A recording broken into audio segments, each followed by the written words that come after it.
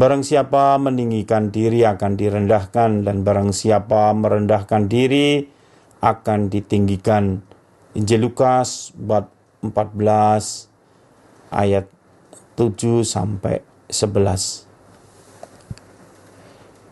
Saudara-saudari yang terkasih, ada 3 keutamaan yang sangat penting dalam hidup, terlebih dalam hidup bersama, dalam relasi dengan Tuhan dan dalam relasi dengan sesama, yaitu kerendahan hati,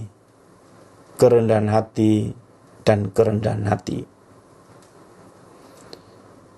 Keutamaan kerendahan hati ini pula lah yang ditekankan oleh Yesus ketika melihat tingkah pola orang-orang Farisi yang berebut untuk menduduki tempat-tempat terhormat.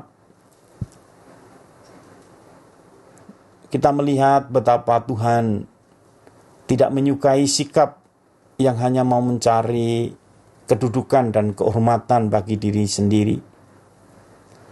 Dalam hidup, orang harus selalu merendahkan diri, bukan meninggikan diri dengan mencari kedudukan dan kehormatan. Nah, untuk mengajarkan orang agar selalu merendahkan diri, Yesus mengambil sebuah contoh dari kehidupan orang yang datang ke dalam pesta perjamuan. Orang ini langsung datang dan menduduki tempat terhormat.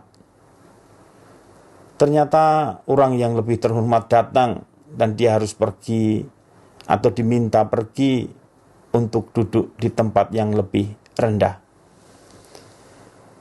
Yesus menunjukkan betapa malunya orang itu. Karena itu Yesus berkata, "Tetapi apabila engkau diundang, duduklah di tempat yang paling rendah." Mungkin tuan rumah akan datang dan berkata, "Sahabat, silakan duduk di depan." Dengan demikian engkau mendapat kehormatan di mata semua tamu. Dari contoh Yesus, dari apa yang dikatakan Yesus ini, Yesus memberikan sebuah kesimpulan bahwa barang siapa meninggikan diri akan direndahkan, dan barang siapa merendahkan diri akan ditinggikan. Nah, saudara-saudari yang terkasih di dalam Tuhan, kita dalam hidup tidak perlu meninggikan diri kita untuk mendapatkan kehormatan. Kita justru diminta untuk merendahkan diri. Dalam hidup rohani pun, jalan kerendahan diri atau kerendahan hati ini telah dicontohkan oleh Yesus sendiri. Bagaimana Yesus, sebagaimana diungkapkan di dalam surat Paulus kepada jemaat di Filipi bab 2 ayat 5 sampai 9. Di situ Paulus menunjuk kepada Yesus, dan orang-orang yang percaya harus belajar dari Yesus tentang kerendahan hati, tentang mengutamakan orang lain daripada mengutamakan kepentingan diri sendiri. Rasul Paulus menasihati, "Hendaklah kamu dalam hidupmu bersama menaruh pikiran dan perasaan yang terdapat juga dalam Kristus Yesus, yang walaupun dalam rupa Allah tidak menganggap kesetaraan dengan Allah itu sebagai milik yang harus dipertahankan, melainkan telah mengosongkan dirinya sendiri dan mengambil rupa seorang hamba dan menjadi sama dengan manusia.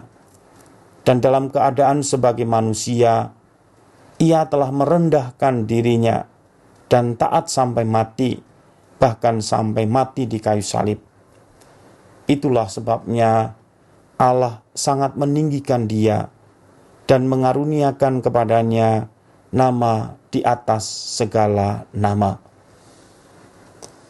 Sebagai murid-murid Yesus, kita harus selalu belajar rendah hati. Rendah hati dengan selalu merendahkan diri. Seperti Kristus tadi yang merendahkan diri, bahkan sampai taat mati di kayu salib. Namun Tuhan meninggikan dia.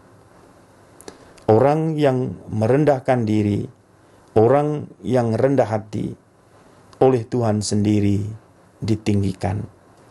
Karena itu, marilah kita selalu belajar rendah hati dengan selalu merendahkan diri di hadapan Tuhan dan di hadapan sesama kita.